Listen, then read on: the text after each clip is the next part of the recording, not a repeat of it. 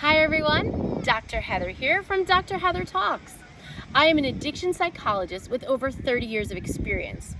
My experience includes prevention, education, intervention, research, and treatment.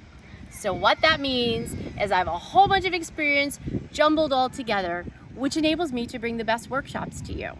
Let me tell you about a new workshop that I have coming out. Building resilience and social emotional learning, focusing on substance use. 3 learning objectives are going to go into this. The first one is talking about emotional awareness. We want the participants to learn how to foster emotional awareness, emotional regulation, but to pay attention to empathy, enabling students to have a better understanding and cope with their emotions without turning to substances as a means to escape. The second would be stress management techniques. And I don't mean just holding your breath and counting to 10 or closing your eyes and pretending you're somewhere else.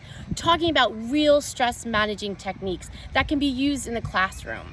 A way to empower students to develop healthy coping skills, reducing the likelihood of turning to substances as a use of maladaptive ways of dealing with life stressors and challenges.